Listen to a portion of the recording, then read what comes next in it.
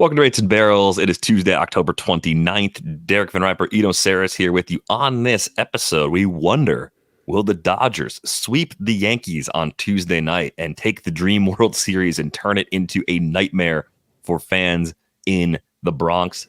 The Dodgers are going to try to use a bullpen game to close it out. We'll talk about the historical success they have had. Eno did a deep dive for The Athletic that went up on Tuesday, so we'll talk a bit about that.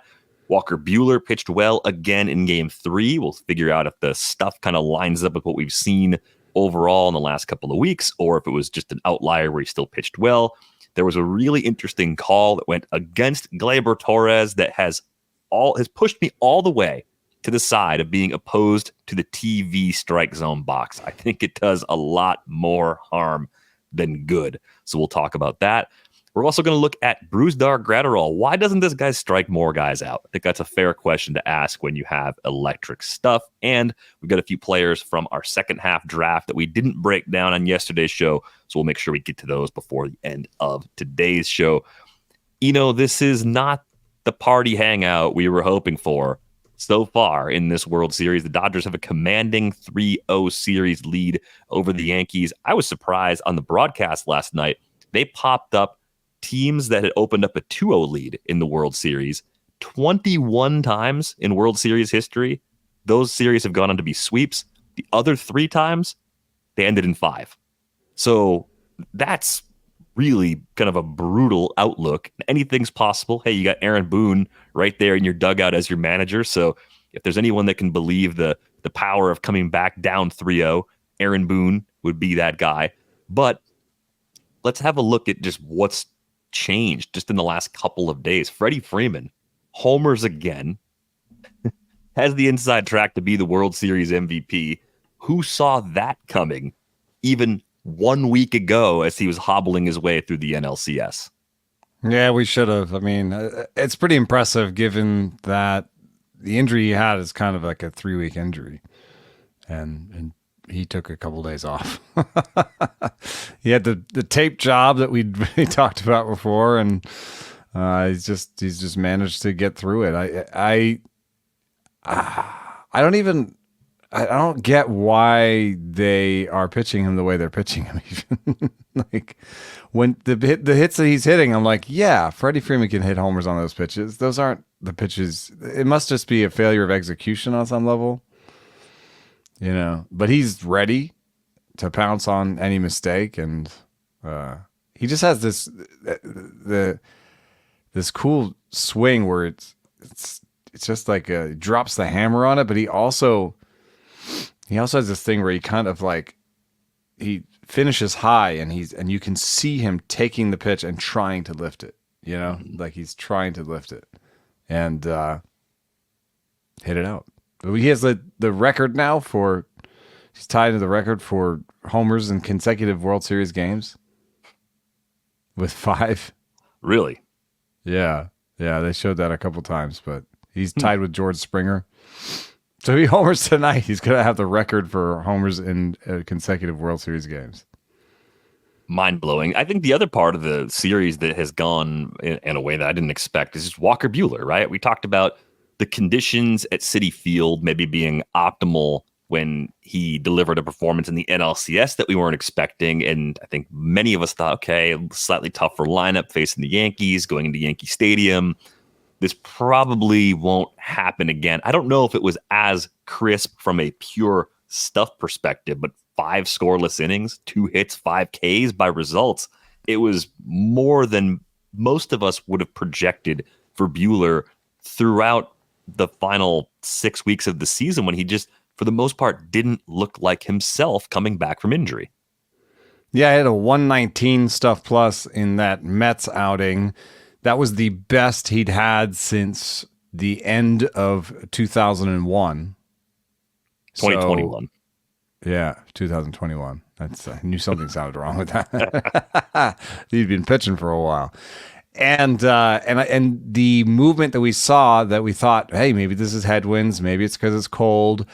It showed up again in New York. So there might have been some headwind action that helped him in Citi Field. I think the cold might be helping him some I think on the other hand, what we're seeing from Walker Buehler is just he's gotten better. He's gotten more comfortable. You know, it just took him some time to come back from surgery. I don't know. I think that's just as viable an explanation as it's the cold or it's the conditions. And my reasoning for this is twofold. First of all, you have the stuff increase, which is across the board. And, you know, if you just want to break it down real quick, he had an inch extra ride on his four seam, an inch extra drop, actually maybe as much as 3 extra inches of drop on the knuckle curve. His cutter had 3 inches more horizontal break than usual. His sweeper had 6 inches more horizontal break. I mean, when you see something like that, it's hard to say, oh, he changed his grip on the one pitch. You know, when you see something that's across the board, that's like something's dialing in. A lot of times pitchers will tell me something earlier is going well. You know, like I changed my pelvic action on the mound, or, you know, I with like the Yamamoto thing. Oh, I'm gonna move my position on the rubber. Something earlier than like, oh, I changed a grip, because the grip will be very specifically one pitch. So something about his mechanics is locking in. And it could be as simple as confidence and aggression locking into that situation. But also the command on his curveball has completely changed. And so what you see here on the left is early curveball usage, September curveball usage. And what you see are a lot of curveballs in the middle of the zone. So I think some of this is count leverage, because I remember watching those games. I watched a lot of Buehler for some reason. And in those games, I feel like he was trying to get back into counts and didn't trust his fastball. So that's why you see a lot of curveballs sort of middle. But you also, when you see those bottom curveballs, they're either kind of bounced or they're above the bottom of the strike zone. What you see on the right here from Walker Buehler is his playoff curveball usage. And he's really putting that curveball right at the bottom of the zone, like really on the black. Another way of saying it, He 80% of his curveballs in the regular season were in heart, shadow, or chase. So basically competitive, you know. Another way of saying it is 20% of his curveballs were waste pitches during the regular season. That's down to 10%. So he's cut his waste pitches on the curveball in half. So it's not only that his stuff is good. I see much better curveball command from him. I just remember a lot of bounce pitches on that pitch during the regular season. You know, I looked at the difference. The difference between 80 and 90% is 5 curveballs that were, you know, basically competitive curveballs in October that weren't in September. That doesn't sound like a lot, but it is. You know, 5 curveballs, that's you know, a strikeout, right? Mm-hmm. That's an extra strikeout. That's an extra strike at a point when you need it. That can be the difference. So I see improved command. I don't know enough about his mechanics to tell you exactly what it is, but I would assume some improved mechanics and improved stuff. So I do wonder what this means for him going forward. I mean, you can't give him a long-term contract. You know, I don't think, because he didn't pitch that well, and it's 2 Tommy Johns. You maybe could give him kind of the Nate Eovaldi special. I think you'd be looking in the range for a multi-year deal without multiple opt-outs. You'd probably be thinking 4 for $80 at the high end. And that seems pretty risky because it is 2 Tommy Johns. He could probably get more if he does the shorter deal, or something with multiple opt-outs, pitches almost well like for one Snell. More season. Could he sign like a Blake Snellish deal? The Snell or the Rodon in San Francisco. Like I keep thinking that's maybe his best path to the biggest possible payout. But if 4 for $80 is out there in a place he wants to be, maybe there's also a sense of that's a lot of guaranteed money, and I'm happy enough with that. That could also be the case depending on who's offering it, right? I mean, like that's, but if you're thinking the Kevin Gausman deal or like a 9-figure deal for Walker Buehler, I don't think he was able to do enough prior to this late postseason surge to earn that sort of deal, which was the trajectory he was on before he had the second Tommy John, right? He was top 10, top 15 starting pitcher with relative ease prior to that injury. So if he thinks he can be that guy again, that's probably the direction that he'll choose to go, is to hit free agency again after 2025 with some kind of high AAV opt-out situation that gives him some floor but more flexibility. There was something that happened in this game when the Yankees were trying to rally in the 7th inning. Gleyber Torres was up against Anthony Banda, and I think everybody remembers this sequence right here. It's 2-2. Banda throws a high fastball. Gleyber tries to hold back on a swing, but it's a called strike anyway. And the TV box, strike zone we see on the broadcast, made that pitch look like it was just awful. It looked like it was a solid 4 inches above the top of the zone in real time. And we were in the Discord getting frustrated about it. I checked a couple different things as I was going along. I popped open my phone, looked at game day, and you do see a pitch that was above the top of the game day strike zone for the called strike 3. Looks like 3 inches above the zone or something. Yeah, it kind of confirms what we saw on television. But then this morning, I opened up the ump scorecard and expected to see this called strike against Torres as one of the top 3 most impactful calls of the game. And it wasn't. I don't even think it was charted as a missed call, because if you look at the StatCast, the matchup shot from today, Banda versus Torres for that last pitch, it's a strike right at the top of the zone. And then I decided to go back and take a still shot of where Torres is trying to hold back on his swing. And you can see, even with the TV box being, I think, arguably too low, like Will Smith's glove as he's catching the pitch is almost entirely above the TV strike zone box. The pitch really isn't that high above the middle of Gleyber's torso, right? Because the strike zone it's between the midpoint between your shoulders and the top of your belt. And what you really notice too, when you watch the video version, when Torres kind of stands up at the end of the plate appearance, the pitch is like just above his belt when he's completely standing up. That gives you some perspective of just like how high that pitch actually was, right? He doesn't have his batting stance like that. He crouches like most guys do. But I think it just gave me a better sense that this TV zone, which people have complained about for a long time, I'm not the first to complain about it. It probably does a little more harm than good. And Joe Davis has been great on the call throughout the entire playoffs. You can hear him on the broadcast saying, "Oh, that ball's high." And it's like, well, he's sort of the authority in the moment, aside from the umpire. So it convinces you as the viewer, like, yeah, I just saw that ball go above the TV strike zone. The announcer says it's high. This is terrible. And the more I look at it, the more I think that may have been an absolutely correct called strike call, but it, at the very least, was in the too close to take spot for Gleyber. And it's a much better pitch from Banda than I thought when I watched it in real time. Yeah, I mean, a couple things are going on. What happens with StatCast is there's, the immediate feed, which is dialed down so that, you basically can intake all that information, right? Like you couldn't take the full feed of StatCast information and break it down into the skeletons that you see and all that stuff. You can't do that like right away because it's too much information. So what they have is like basically a skeleton, a skin and bones kind of quick one. That just gives you certain things like fastball velo, pitch type, place in the zone. And that's so that it can go up on the score bug. It can go up on the screen. And so the announcers have an access to, their own tools that are in game. They can see stuff. So the in-game stuff is supposed to, is not washed, quote unquote. And the next day stuff goes through different pipelines. It's cleaned up, quote unquote. I don't know exactly what that means, but it has to do with, hey, sometimes it'll say, hey, this ball went through this player's head.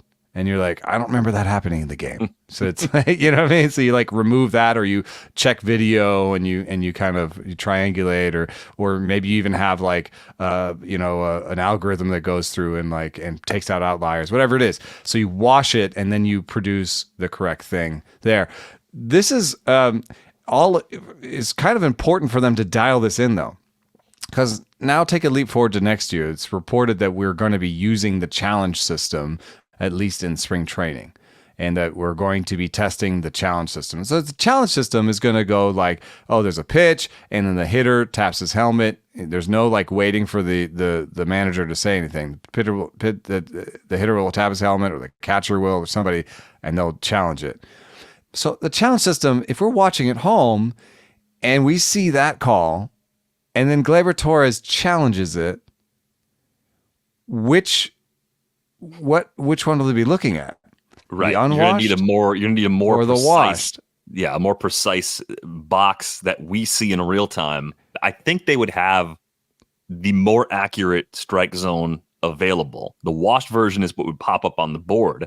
But even if you see something that's high when you watch it in real time, you're like, well, they should challenge. And they challenge, and then they show you, and like, no, it actually wasn't high. You're like, wait, what? Like, why, what was I watching? Why did you have that box on there? So whatever they challenge with, I feel like has to be what we're watching.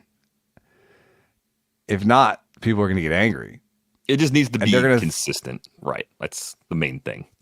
Well, I think that whatever they're challenging on has to be what we're watching, because if they challenge it, then we're just going to have just as much yelling as ever, and people will start to question the process of the computers, basically, and say, oh, well, right. how can you show me that it's not a strike? And then they challenge it and it is a strike. Isn't this information coming from the same place? I think that's maddening. I get some utility from it, but I hear what you're saying. I come with a healthy dose of like, that may not be the exact strike zone, but it helps me understand where the strike zone is. That's my attitude. But I feel like it's authoritarian. Like when they put it on the screen, you're like, oh, that is the strike zone, And that's how a lot of announcers act to it. And they are sort of the voice of God in these moments. So you're like, oh, that was a ball, but it turned out it was a strike. So yeah, there's something that needs to be dialed in, and that's what I'll be watching in spring when they do the challenge system. Will we see one thing? And the thing that's annoying is in spring games, they're never going to show us the box. Right. So in that instance, it'll just be. So we won't test this kind of important. Yeah. But they won't test this kind of important thing that I'm saying, which is if they show us a box and then it's wrong in the challenge, then I think that will piss people off. They'll just get rid of the box. There will be no box if they can't put a box on the screen that matches what's happening in the challenges. That will probably be the outcome because, yeah, you're right. People will be very upset. I think we all owe Mark Carlson an apology. He was behind the plate calling balls and strikes on Monday night in Game 3. As for Game 4, it's going to be a bullpen game for the Dodgers, and you wrote about this for The Athletic on Tuesday. Are we deceived by recent success of Dodger bullpen games, or is this something they have executed very well, or maybe as well as anyone, since bullpen games really became a thing? Well, the thing that's hard to study about bullpen games is that there are sort of planned bullpen games, and then there are bullpen games that happen by accident. And so, I did a query for the last 10 playoffs and said, which games did the starter throw fewer than 30 pitches? And I thought, well, that's a bullpen game. That's a good way to define a bullpen game. And when I did that, all teams were 16 and 24 in those games. Like a high 4s ERA, like close to 5, And so you're saying, okay, so the bullpen game is a thing you do when your back is against the wall and you have no other options. That's what 16 and 24 tells me. It means you could win, and maybe that's better than your fifth starter would have been those days, but it's a losing record. But the problem is some of those are, Luis Severino in the 2017, I forget, wildcard, CS, what is it? Luis Severino, 2017 AL wildcard 1. He throws 29 pitches, gives up 3 runs, gets 2 outs, and gets taken out of the game. But that wasn't a planned bullpen game. They wanted Luis Severino to pitch. He didn't have it that night. So I went through all 40 of these bullpen games and marked them for whether or not I thought they were planned. Just used my intuition. And sometimes it was in the report. Like, I wasn't sure on one of the Dustin May games. Is he an opener or was he a starter that was supposed to start and didn't make it? But then I read the report afterwards, and there was one that very clearly in the write-up said it was always the plan to have Dustin May do the first inning and Tony Gonsolin do the second, or whatever it was. So I was like, okay, that's a bullpen game. And so I went through it. In planned bullpen games, teams are 14 and 18. So now you're getting closer to like, okay, I can turn a game that I should lose into a 50-50 proposition. Well, guess who's done the most bullpen games in the playoffs since we started doing these things?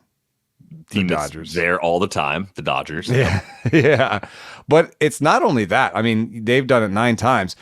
You can combine the next 3 teams that have been in the playoffs the most behind them. I think it's the Guardians and Yankees and Braves. If you combine all of them, they together have played 50 more games in the playoffs than the Dodgers themselves and have 5 bullpen games, whereas the Dodgers have 9. The Astros have been in more playoff games than the Dodgers in the last 10 years. The Astros have 2 playoff bullpen games. So it's a thing the Dodgers do, and they're 6-3 in them. So, yeah. And so I think it has something to do with, the quality of the bullpen. I think it has something to do with the quality of the defense. We've talked about this, I think it has to do with probably the quality of plans, but that's something I couldn't analyze for the story. But I would say that, this thing that we've been talking about number of times that the people have seen the reliever, I think they're good at that. The Kopech Verdugo home run last night, that was Kopech's 3rd time through the heart of the Yankee order. Right. Which makes me think that perhaps we won't see Kopech in those exact matchups again in Game 4 or even Game 5 if the series gets extended. Yeah, what is it? I have it here. Oh, here it is. So Kopech has faced Torres, Wells, and Verdugo 3 times. So he's actually available for Judge, Stanton, Chisholm if they want. They've done use him in that training against those guys twice. So instead, if you see Kopech against Judge today, instead of training against Judge, it's because that would be training's 3rd time against Judge, and they're going to switch it up. That makes sense, though. We talked about even Jazz getting more looks at that sweeper in that matchup in Game 2 and looking like he made some adjustments against it. So, yeah, you toggle it. Yeah, you don't want training against Jazz again after that, right? That was a pretty good at-bat, yeah. So, I would say that tonight, Anthony Banda has not faced Juan Soto yet, or did that happen last night? Banda did not end up facing Soto because of the Gleyber Torres strikeout. Yeah, so Banda has not faced Soto yet. They've used Kopech, Treinen, and Graterol and Brazier against Soto. So maybe tonight is Banda's turn. Or I thought Hudson might be a guy that they'd throw against Soto. So anyway, they've got some options. They've done a really good job again of keeping everybody out of 3. Only Kopech against Torres, Wells, and Verdugo. And I think there they say, how scared are we of that group? Mm-hmm. And how much confidence do we have in Kopech? So anyway, I would say that the hardest thing for me as an analyst, in predicting these things and projecting out the pitching and talking about the pitching matchups and the things that I have to do in the postseason is that I have a internal bias that probably all of us have, which is that if you gave me a choice between a pitcher I thought could go 3 or 4 innings in a bullpen game, I normally would take the pitcher that I thought could go 3 or 4 innings. So tonight, I would normally say that Luis Gil has the pitching advantage over the bullpen game. I'm not sure that's true. Well, there's a couple reasons for that. One, Luis Gil's command issues will be tested in every way by the Dodgers. Like we've talked about that as part of our series preview. This is a particularly challenging matchup for him. Yeah. So naturally, the expectation I have is that Gil will somehow go 6 and be amazing, right? He'll do something be spectacular. Dominant in the zone. If it works for him, he's just throwing nasty stuff in the zone. Yeah. But the question I had for you, thinking about the success of the bullpen games the Dodgers have had, too, is the Dodgers just score a lot. What if they just out-hit their pitching in those games because they score as much as anybody in most postseasons they play in? Oh, I didn't put that in the story. That's a good idea. Yeah. Because we're dealing with such a small sample still that, hey, well, I know they've had the shutout, the bullpen game shutout against San Diego that just happened not that long ago. Like we have those things fresh in our mind. Win games last year, I could, right. If I focused just on the pitching for the Rangers, I'd be like, oh, these strategies worked great. They won a World Series, but it wasn't because of the pitching that they won the World Series. That's a good point. I mean, I did throw in defense for that reason, but I should have thought of offense too. So, yeah, I do like that they've got a couple twists in this bullpen, though, where they can throw Kopech against the heart of the order, and they have not seen him as much. That lines up really, really well for them. There was a question that came in through our Discord about a member of the Dodgers. I guess he might bullpen. Be the opener. Have they announced that? I haven't seen an announcement of that yet. But, it lines up pretty well. The only problem is that he's seen Torres 3 times, so that's not great. So maybe he's actually the second time. He's the second reliever. Could be. Why doesn't Brusdar Graterol strike more guys out? This question came from Enrico Palazzo in our Discord. I think it has to do with the type of movement he has. If you look at the StatCast boxes where you can see, red is good and blue is below average. He has below average ride, and he has above average horizontal movement on his sinker and slider. So he's an east-west guy, and I just think that east-west means that the ball is moving along the barrel. And I remember some research, and I've read this before and lost it, but it's somewhere out there. I'm pretty sure there was some really early PitchFX research on Fangraphs that kind of highlighted that horizontal movement was better for ground balls and vertical movement was better for whiffs. Makes sense. I mean, it's intuitive based on how you think about how swings work and what happens when you're a little bit off on each of those pitches. I think your margin for error is greater on stuff that moves horizontally than it is on stuff that moves vertically. As a hitter. Yeah. You'll make some sort of contact with Graterol. Now, it is plus movement and plus sink. And I think that's why you'll see, Graterol and Treinen, who have actually somewhat similar kind of stuff. They don't have great strikeout rates. But they have great ground ball rates. So for his career, Graterol 61% ground ball and 20% strikeout. Blake Treinen for his career is 56% ground ball and 25% strikeout. So, Treinen has, had some 30% strikeout years in his best years, but he's kind of similar to Graterol in that way that a lot of his movement is horizontal. He just has a little bit more vertical movement, I think, than Graterol. I think what they're hoping, with Graterol is to get their Treinen replacement, basically.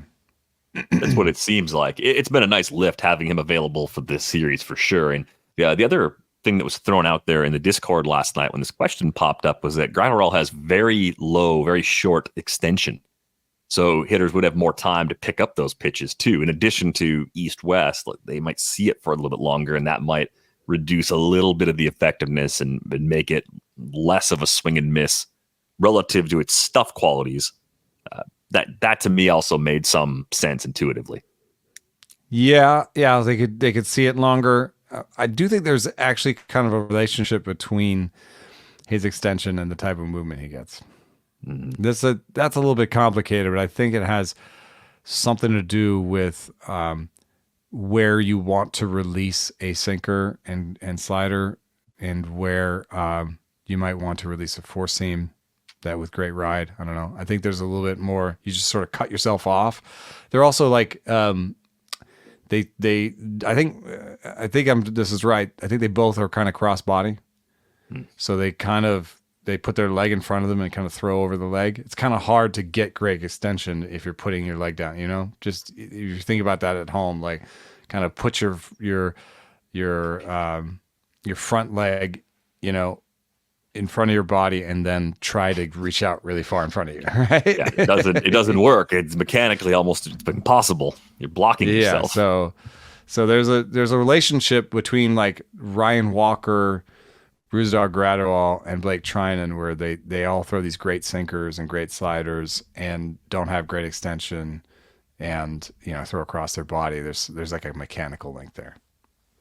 Thanks a lot for that question, Enrico. We always appreciate those. You can send questions through Discord. You can send them to our email, ratesandbarrels@gmail.com. We'll take a lot of questions as we move into off-season mode here in the near future. Got a few leftovers, good leftovers, second half surgers from our second half rebound draft that we didn't talk about on our Monday episode. Are you giving Blake Snell the ace treatment in 2025 drafts? Because I've had this theory kicking around for a couple of seasons now with guys like Snell and like Dylan Cease, the high walk rate, high strikeout rate starters, that when the price inches towards the max, when everything clicks, the ratios are good, and the price goes up, I tend to stay away. When they have that kind of high variance downside sort of year, the ratios get a little ugly, the price falls, that's when I tend to buy. But we've seen Snell do this. Which one did we just see from Snell? I think we saw both in the same season. Right. Yeah, that's right. He was a $32 pitcher in the second half, which is elite, right? That's about as good as a pitcher can be in a half. Which weird. He won't be that for the full year because was the whole idea they had to be negative when we were buying them? Right. They had to be negative in the first half and they had to have played. And he was a $32 player in the second half of the season. It was fantastic. So that right? all added up to, wow, I'm not even seeing him. What do you think his full season player rater number was? Oh, you're looking it up, aren't you? Looking at it. Yeah. 38th. He was 38th among pitchers. That's what I've got. I've got an $8 pitcher. So he was that bad at the beginning. I got an $8 pitcher out of him, and he was a $32 pitcher in the second half. I love that. Just by the auction calculator, he's just south of Tanner Houck, Spencer Schwellenbach, Nate Eovaldi, and just north of Michael Wacha, Carlos Rodon, Tobias Myers, and Ranger Suarez. So useful pitcher in this, and great in the second half. Just a $2 or $3 short of Joe Ryan, who had the very opposite kind of shape to his season. But I did want to point out that I've got context neutral, stuff driven projections. So good old PPERA is back in your ear. And this is without park factors. Tyler Glasnow, 298, number 1. Paul Skeens, 299, number 2. Jacob deGrom, 3.1, number 3. Garrett Crochet, 4th, 3.15. Tarek Skubal, 5th with a 3.22. Spencer Strider, 6th with a 3.24. Blake Snell with a 3.26. And Logan Webb, even park neutral, 3.31. Wow. Logan Gilbert, 3.31. And Framber Valdez in 10th with a 3.35. That's the top 10 by PPERA. Blake Snell is in it, and that's before he has a park. Impressive. I don't know, though. Is he likely to go to a good park? Like, who has money and a good park? I don't know. I think he's more likely to go to the Yankees, or even the Dodgers. It just seem like they're always willing to spend money. I bet you the Giants actually re-sign him. It makes a lot of sense for him to stay. Everything seemed to work kind of for all parties. We talked about the importance of them getting another difference maker behind Logan Webb when they signed Blake Snell in the first place. So to re-up with him makes a lot of sense. They have decent but not great pitching depth, I would say, Mm-hmm. So if you've got that, you say, we want Blake Snell. We hope he's healthy at the right moments. And that would make sense. I think that, he might come back. Even though there was some stuff during the year where he was critical of the Giants, process of bringing him back from injury. I don't know. Maybe it's hard to know how big a deal that is until you're in the inner circle with Blake and he's he's talking about how much he hates the Giants, and you're like, whoa, okay, he's looking for a better deal. He's looking for the same deal from somebody else. It's so hard to know, too, how much was caused by signing as late as he did. Like, I don't think you have to sign early in free agency to be comfortable, but he signed so late in the process that probably didn't do him any favors. We know guys that have been through it And multiple what if they times just and ramp up on their own to most What of do they blame it on and- Farhan? They're just like, Farhan wanted you out there because his job was online, but he's gone now, so you can sign with us. Yeah. I think my assumption in having those PPERA numbers gives me a little more confidence that maybe we should be treating Blake Snell like an ace. The related question is, and it seems like the projection is trust this as a skill. Do you trust Blake Snell's hit suppression enough to say, even if he were to land in a more hitter-friendly environment, he's still going to be okay? Would a team with a bad defense sign Blake Snell? To me, that's like one of the only ways where you'd start to lose a lot in terms of the consistently low BABIPs that he runs. Like, I think part of it's your defense, and part of it's your stuff, and it had to be a pretty bad defense to negate what Blake Snell does to opposing hitters. Okay, so the problem is that the bad defensive teams are the bad teams. And I don't see any of them signing him. The one sort of red flaggy area might be Cincinnati. So the bad defensive teams last year by fielding runs, by StatCast, were the White Sox, not signing him, the A's, not signing him, the Angels could sign him. I mean, if he wants just one massive contract like that, it could be the highest bidder. It's possible. That would not be. I would not be rushing to get Blake Snell, the Angel. That would actually affect my ranking of him, I think.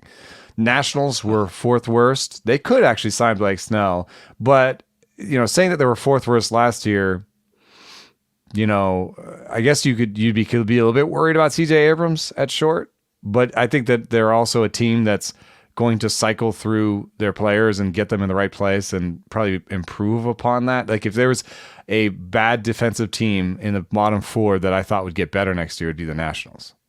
Right. And they'll be relying a little bit less on some of those stopgap players and more like having full seasons from some young guys that should make them better. Right. You add Brady House to the infield eventually. There's one more guy that should be at least a good glove.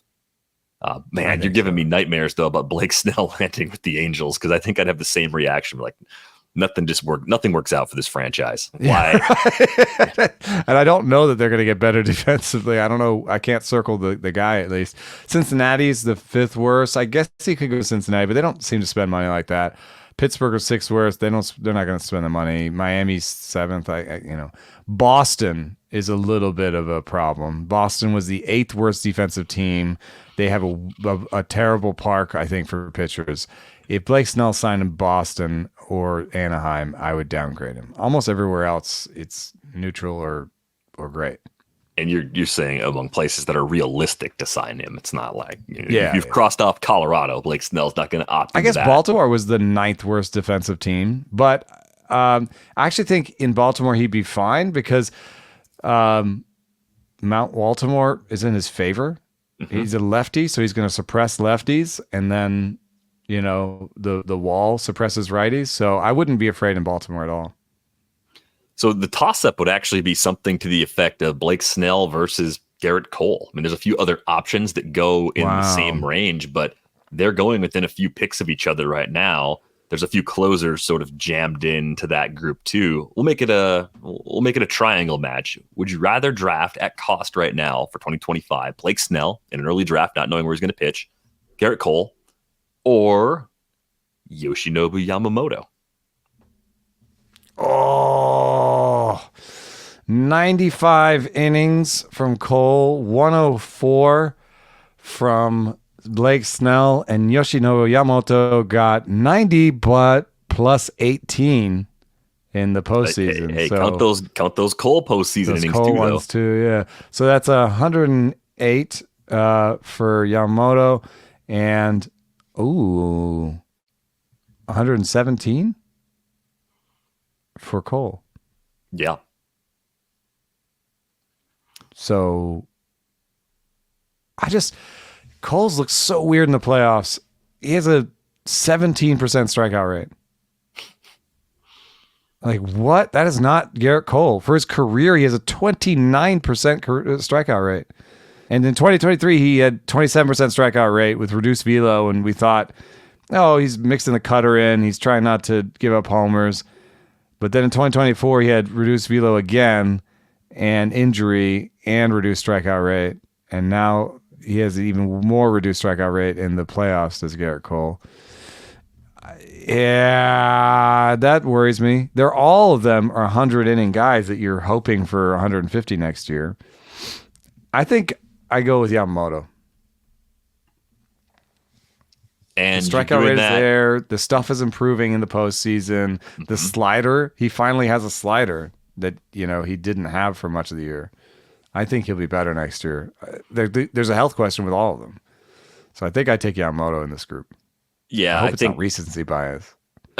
No, I don't think it is. I think I'm actually content to have Cole as an ace. I just think I'd be drafting second and third pitchers a little more aggressively if I waited to this range and took him. I think if I had my choice of all three, I think I'm on Yamamoto as well. We know he's not going to be heavily worked in the sense of working on 4 days rest. They'll probably stay on 5 days rest next year. So that probably tops him out in 170, 175 innings per cap. 2 start weeks. Yeah, but I mean, you'll get 2 start weeks from Snell and Cole, but if there's more injury risk on both of Snell and Cole, and I think there probably is at this stage, given that Snell's missed time with a variety of different injuries, regular season high water marks in the 180s happened twice innings-wise for him in the last 6 seasons where it's been possible. I'm throwing out 2020 because he couldn't throw 180 innings that year. Cole's a little bit like Simeon, where he was like posting, and whoa, what happened? Yeah. But even like, so yeah. You could go right back to posting. Maybe Cole's the answer. But the postseason strikeout rate being down, I mean, it's facing the Dodgers, the Royals don't strike out that much. Even Cleveland doesn't strike out that much. So you think about those matchups maybe playing into that a little bit. Tiny sample, 25.4% K rate in the regular season, plus at 27% last season. I think that gives you an idea that Cole's not that elite, the elite of the elite anymore. He's still very good, but you need the volume for that strikeout rate to give you ace strikeout totals over the course of the season. We saw it a year ago, right? He had 222 Ks last year. The rate doesn't matter if you stay that healthy. It's just hard to bank on health at that level, given the career workload that Gerrit Cole has amassed. Yeah, usually good for wins. I mean, in the 3 seasons before last, this current season, Gerrit Cole had 16, 13, and 15 wins. He's a 20 win season on his roster. So like, I think in terms of overall quality, the wins will be there. But I think Snell will be signed by a contender. So in terms of wins, maybe all 3 are kind of equal. Yeah, I think that's why they all make sense. And I think they do fit into a strategy of waiting a little bit, waiting for the first 3 rounds to pass before jumping in and getting your SP1 in round 4 of a 15-team league. I think I'm comfortable doing that with that group currently sitting in that range. We'll see if they stay there, though, as draft season rolls along. I know you were very cautious around Kevin Gausman this year, and my assumption is you didn't end up drafting him anywhere, right? Did you have any Kevin Gausman in 2024? No. But as you said yesterday, and as we say all the time, every player at a certain point could make a lot of sense from a cost perspective. So Kevin Gausman is going around pick 135, very wide range in the 7 drafts that have taken place so far, as early as pick 88, as late as pick 191. Let's say he stays in this 110 to 130 range, though. Are you comfortable? That's 110 to 130 overall or among pitchers? Overall, so yeah, among pitchers would be a smash, like huge value. But 110, 130 overall means late SP2, early SP3 probably is how you're using him in a 15-team league. And it kind of fits into the injured guys we talked about yesterday, the Senga, Rodon, Wu, Steele, Gray, McClanahan. They all go right in that same pocket. And then you see, Jared Jones is sitting down there too. It's kind of Jared Jones and Kevin Gausman and Robbie Ray sitting there just behind that group we talked about yesterday. Pass on all. I take almost every name you said over him. Really? I I will be heavily influenced by PPERA and the projections and stuff, and I'm interested to see what the new stuff, the revamp says about Gausman. But this projection for a 4.1 ERA and a 22% strikeout rate leaves him behind Sean Manaea, leaves him behind Tanner Bybee, Joe Ryan, Casey Mize. It leaves him behind Edward Cabrera, Hayden Birdsong. It leaves him behind David Festa, Reese Olson. It leaves him behind Will Warren. I mean, who knows if that's believable because he has less of a track record. But I don't know. Leaves him behind Nathan Eovaldi by 0.3, like 3 points of ERA, like 0.3. I don't know. I'm not firmly out on Gausman. I'm curious why just Jared Jones pitches. was going earlier. Yeah, it's true. It's 2 pitches, and he's lost the stuff. He's a little bit. I think you're going to be more velo dependent when you have 2 pitches. Imagine even Spencer Strider, but he's throwing 94. Yeah, it's not as great as what you get from. He wouldn't have done Strider. what Spencer Strider did. Yeah. So I think Gausman with the velo drop, the stuff drop, he just doesn't have that wide arsenal. He hasn't been able to spin a ball. And I think it's a little bit of the danger of it's change up first pitcher, aging, dropping stuff, 2-pitch pitcher. It's like all sort of coming together. I find it interesting that Jared Jones goes in the same range, and his earliest pick is 110. There's not anyone who's reached as much for Jared Jones as there is for someone who reached for Kevin Gausman. I would be launching myself across the table to hit the buzzer and ask for Jared Jones over Kevin Gausman. Like I would feel so good about my pick. Who knows if that means I'd be right, but like that just tickles me in all the ways that I would like to be tickled. What? Like Jared Jones, like stuff Meister, dude, young guy and he's not even a 2-pitch guy. Man, I'm almost cracking. Leave it in, producer Brian. Crack it up. Leave it in, producer Brian. You gotta leave it in. Fighting back tears of laughter at this moment right now. We keep making references to that. You gotta leave it in. Yeah, I think that's more a candidate for a drop than anything. Yeah, I think it is too. Oh, cut that for future use. Yeah. Is Hunter Brown an easy SP2 for you based on the way his season finished? And his turnaround started after pretty much a bad first month. We talked a lot about him over the course of the year. It was a $17 second half range, a little bit similar to Gausman at the high end, a little earlier, not falling as far as Gausman falls sometimes. I almost wonder if you can get caught up in the overall numbers for Brown still not popping as much as they should because he did so much damage to his ratios in the first few weeks of the season. Like I kept using him throughout the second half and thinking he's better than what the overall results were, right? He's at least as good as a 3.49 ERA and probably better than that 127 whip because the walk rate's not terrible. And I don't think his stuff is particularly hittable. So unless we're like really worried about the Astros defense or something along those lines, like I don't really see what would hold me back from jumping in with Hunter Brown as someone that might go ahead of all that cluster we just talked about. I mean, Brown is up in the 90 range overall. So it's Brown versus Jack Flaherty, Brown versus Joe Ryan, Brown versus Tyler Glasnow, who's got a lot of uncertainty with his health right now.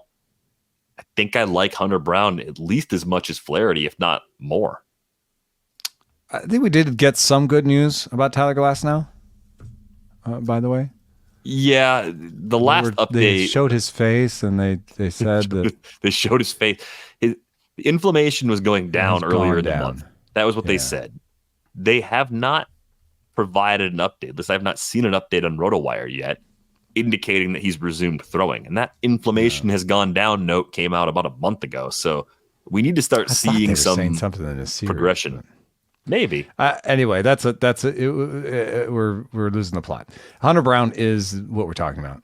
And I've got a projection for him that puts him in the basically around 25, and in a virtual tie with Justin Steele, Aaron Nola, Michael King, and a better ERA than Gerrit Cole, but Cole with the better strikeout rate. So, yes, I think he's an easy SP2. And I think he's a win for Stuff Plus. Yeah. Stuff Plus said he always had this in him. He did have to put the pieces together right around it. But, this is why I may still have a Graham Ashcraft somewhere on a roster next year. Well, like if Graham Ashcraft could just throw a fourth to third pitch or something. He was taken one time at pick 729, just so you get him pretty late. Undrafted six times. Eno Saris is in the 50th round of his draft and hold. I mean, hey, you got to have stuff you believe in. Otherwise, what's the point of anything? He could become the closer for the Reds next year pretty easily.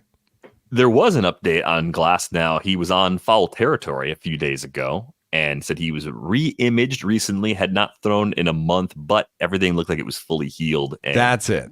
That's the one that they said, yeah. So that's very good. Yeah, but it's not the same as, seeing him in a thing. And then I think Tyler Glasnow is almost like a personal Rorschach test, It's like, did he have a good season or not? 134 innings. They were what good did the innings. auction calculator say? I'm going to say Tyler like Glasnow. 18, 19 bucks. $14, 21st best pitcher. Where you drafted him, you could quibble with the actual number. It's more instructive that he was in the top 20 for pitchers than it is what the actual dollar number is. I think when we talked about him last time, I said you were right from like a skills, like is he that good perspective, and then the injury people were right in the didn't make it through the season healthy. Like that was also kind of a split. Maybe a slight frustration where you had to get him because you want more than what Glasnow did if you're drafting him as the fifth or sixth pitcher off the board. What do you think about? There is a little element, though, of replacement level, especially with the kind of season he had, because I think you could have dropped him. He was a long enough absence. If you have that sort of ability, or if you had a league with IL spots, then, of course, it's easier to just stash him away, add someone else to the roster, and manage it. But the more shallow the league, the easier it is to replace him. Right. Finding pitching in your main event was very hard this year, right? Yeah, but we did really well in pitching. But let me see his game log. So he ended the season in August. So you could have had another pitcher for all of September. I don't know. I don't really remember what the big waiver wire pickups were in September, but if you could get $2 or $3 more dollars, on the waiver wire after that, then it makes him a better pitcher. Or if you stream particularly well, if that's a strength and you were able to take advantage of some lineups that were really beat up at the end of the season, then you had that as well. How about Yusei Kikuchi? What's next for him? And we've seen a 2-year improvement in the walk rate, looked great in Houston, finally put up excellent ratios. His second half, much like Hunter Brown's, right in that $17, $18 range, depending on how you want to use the player rater. But do you see continued success from Kikuchi? He's a little older than you realize because he was a pro in Japan for a long time before he came over to Major League Baseball, but I'm expecting a pretty nice payday for him. We keep throwing out like the idea of a 4-year deal. I think he's going to get something along those lines and probably something close to $20 million a year because he's looked good each of the last 2 seasons. And even if he's more of like a fantasy SP3, I think he's somebody you do want taking the ball in playoff series. I think he's above that line in terms of the quality of his arsenal. And right now the injury concerns are pretty reduced, I mean, he's looked good for 2 years in a row. 167 and 2/3 in 23, 175 and 2/3 last year for Kikuchi. If you get 150, 160 innings, that's bulk these days. I've got him by projections, virtual tie with Jared Jones, Nick Pivetta, kind of another high stuff, volatile ERA guy. right there with Taj Bradley. So this is the potential minefield, but also upside, pick right there with Nick Lodolo. Like this is really exciting territory. I love this. This is where I love shopping, but it's also a difficult place to get it right. I mean, Brian Wu is a little bit below in terms of projections, but I like him better. So I wouldn't just say that he's exactly where his projection has him, which is around top 40. But I think he'll be in my top 40, top 45. Yeah, I like him, and I think that pairing Kikuchi with one of those younger guys that could break out, get your risk in different baskets. All right, so you see kind of a fairly priced guy going inside the first 10 rounds, third starting pitcher, maybe your fourth, depending on how aggressive you are with pitching, but makes sense. I would say high floor, but it's not really. It's weird. It's just there's just always been something a little bit out of alignment with how good his skills are and where his ratios come in. And for the second half in Houston, it was kind of the first time he exceeded, like wildly exceeded expectations at a level you wouldn't expect to be sustainable, but has shown us enough big picture skills changes where I think it ends up being fine over the course of a full season. Tough guy to kind of play the matchups with too. I think that's the other challenging thing about rostering Yusei Kikuchi. You try to sit him for a tough matchup. He's good enough to shove in those spots. Occasionally just blows up because the command's not there. It's just the story it's been for him over the course of his career. How about a couple of hitters before we go? Do you have concerns about Josh Lowe's strikeout rate jumping back up above 30% this season? Do you think that was a blip because of the injuries and the lost time, or do you think that sort of high-level swing and miss is just part of the profile that we have to deal with if we're going to benefit from that power-speed combination? Yeah, it looks increasingly like 30% is his true talent. That's unfortunate, but the barrel rate was still decent for Josh Lowe. The stolen bases were still there. I think that's fairly important. I think this is a guy that you buy for, 20, 30 stolen bases, and you don't bank on more than a 240-ish, average, and you're hoping that he hits more homers. I think that's the kind of place you should put him in your head, because Josh Lowe will steal bases. He probably will strike out. The question is, can he access that 113 max EV, 11% barrel rate that he showed in 23 again? And I would say that's where injury hurt him. I think injury hurt him in the reduced power. So I am still excited about him. I still think he can. I think he could I think he could go for 30-30, because he's 26 years old. Next year could be his peak year. It might be 30-30 with a 240 average, a little bit more sort of Adolis Garcia territory than I want. But a lot of the tools are there. And I think a healthy season where he puts some of those tools together with some of his learned skills could still be a really good season for Josh Lowe. But my projection wouldn't be for 30-30, to be clear. My projection would be something like, maybe 18 homers and 30 steals and a 250 average. It's pretty similar to what you might project Cedric Mullins for, and kind of similar to the Cedric Mullins price from the 2024 draft season as well, with the possibility of getting that extra power if it all clicks. And always questions about the playing time and how much exposure Josh Lowe will get against lefties example. too. That makes me feel bad now about Josh Lowe. Although, what did Cedric Mullins do in the end? 230 average, 18 homers, and 32 stolen bases. Like, I want to made you sweat though. Made me sweat. I want to know what the value was at the end of the year. Where is that? Let's say $12 is my guess, because I don't have it in front of me yet. I've got it. Here we go. This is a 15-team league with 5 outfielders. Mullins, $14, 32nd best outfielder. Man, did not feel like that during the season. I almost dropped him a couple times. I mean, it felt like he could have lost a large share of playing time for a prolonged stretch and, just had a few smaller lapses, but managed to ride it out and get back up into the necessary range to pay off where he went. I think Josh Lowe is not so dependent on his glove because his team is desperate for offense. and he can provide offense. So I think he'll play, and there's still a chance that he'll play every day because they can't platoon everywhere. But yeah, Cedric Mullins was losing some games against righties, I think. Is that right?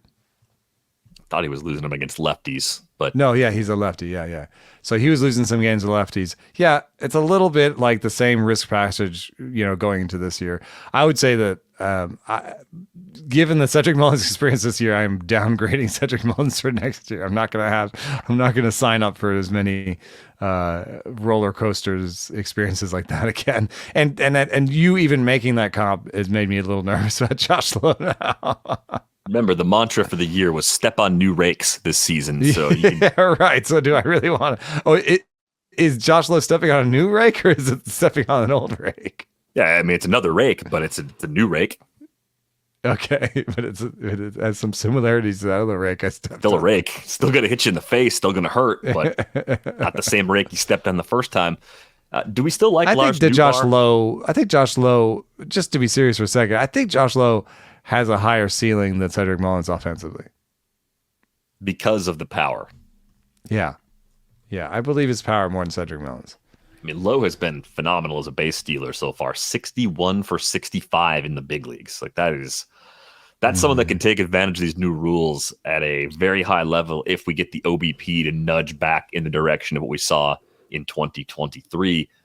A lot of injuries again this year for Lars Nootbaar, topped out with 405 plate appearances, second highest big league total he's had so far. Still showed some power, still showed some speed. What do you make of Nootbaar? Do we still like him? Do you still see enough there to say, you know what, maybe 2025 will be the year where better health will be there? You're getting a discount, probably getting him after pick 200 in just about any draft that you're going to do. And maybe because there's some questions about how much he'll be trusted to have an everyday role given these injuries. Yeah, it's not only the injuries, but they were definitely platooning him against lefties, which is a little bit weird because for his career, he's a 118 WRC plus against lefties, Nootbaar does. And then 111 against lefties, 118 against righties for his career. So it's not that bad of a platoon split, but the team was platooning him. And I guess maybe it had to do with how the season was going, and they were just reaching for any way to crawl their way back into that race, any advantage they could get, because he does not seem like the ideal guy to platoon given those splits. And that is instructive for me because I put him in my head at one point as a guy who's being platooned and may not come out of that. And so in all your weekly leagues, the guy who's being platooned is not really what you want to pick up. And so I was getting really pessimistic about him, and I think that pessimism still sort of hangs about his name for me. But there's a couple of things that are important to change. They may be going into more of a rebuild phase, in St. Louis. And in that case, given that they've got him for 4 more years, I think next year's Cardinals just put him in the outfield, and he's the starting outfielder, and I think maybe even the starting probably the starting left fielder, and he plays most of the time, and they want to see if he's a future star for them. And if that's the case, he's going to play all the time. He still does have the skills to kind of put it all together. I mean, the only thing that he's really not been able to do is lift the ball with authority, because he hits the ball hard and 113.5 max EV. He's 9.5% barrel rate for his career, 9.9 last year. Good strikeout rate, good walk rate, good speed. Everything's there for him to bust out a 275, 25, 15 season next year. And that's great to get that ceiling from your fifth outfielder. That's how he's being treated right now in very early drafts. Last name. I think I'm more likely to. I'm likely to have shares again and step on that same rake again, just because the price is lower now, and it's yes, the risk is a bit less. I'm with you on Nootbaar, and it's actually kind of how I feel about Sean Murphy right now. I know Drake Baldwin is tearing up the fall league, knocking on the door, ready to join the Braves and probably make a contribution of some kind in 2025. Sean Murphy's struggles sort of began in the second half of 2023. He had an oblique injury this year, but right now He's going around pick 250. The earliest he's gone is pick 190. Latest is outside the top 300. I still look at Sean Murphy as someone who's going to get a high volume of playing time, has the ability to make a lot of hard contact, offer power. And then I think as you look at the Atlanta lineup, Acuna eventually comes back from the second ACL tear. They were really banged up aside from Acuna this year. So even if they don't get all the way back skills-wise to what they did as a team in 2023, it's hard for me to look at that group of hitters and not see some kind of regression back toward a higher level coming off of a relative down season in 2024. So a lot of it's supporting cast, and a big part of it's also just belief that he still does enough things well that we're probably going to get a much better version of Sean Murphy. I think we get back to double-digit barrel rates this year with the oblique injury further behind, and I think the 240, 250, 15, 18 homers is still very much in play for him with great counting stats, even if he's sharing a little bit more of his workload with someone like Baldwin at some point this year. I mean, in terms of his first 3 seasons in the big leagues where he was a regular, 100 WRC plus as a rookie in Oakland, and as a, well, I don't know if that's a rookie, his rookie eligibility is on, but the first year he was irregular, 100. Second year, 121 for Sean Murphy. And then his first year in Atlanta, 130 WRC plus. And then it dropped all the way to 78 last year. It's like a very clear, like, let me just use old school stat analysis. Marcel, the monkey, he's a projection system that is just a very basic projection system where you weight last year 5 times, weight the year before that 3 times, and wait the year before that 2 times, and you divide everything by 10. And if you do something like that, you get, like a 115, 120 WRC plus next year. And I know it doesn't work like that. There's aging, there's other things like that, but catchers do not fall off a cliff. There is no aging curve that suggests that catchers just stop being useful. And at 30, he's not to the point yet where you would say this is something he can't come back from. So yeah, I think he's very likely to put up something like his 2022 season when he had 250, 18 homers, and on a better team. Yeah, I think he can do it in less than a full season's worth of plate appearances, too. We saw him share a lot with Travis d'Arnaud in 2023, hit that career-high 21 homers with just 438 plate appearances. So that's part of what gives me some confidence despite the expected arrival of Drake Baldwin. So I'm absolutely in on that price on Sean Murphy, and probably still in even if he goes up 4 or 5 rounds between now and the time we get to a larger number of drafts during the winter. We are going to go on our way out the door. A reminder, you can join our Discord, the link in the show description. You can find Eno on Twitter at EnoSaris. Find me at Derek Van Riper. Find the pod at Rates and Barrels. Thanks to Brian Smith for producing this episode. We are back with you on Wednesday. Thanks for listening.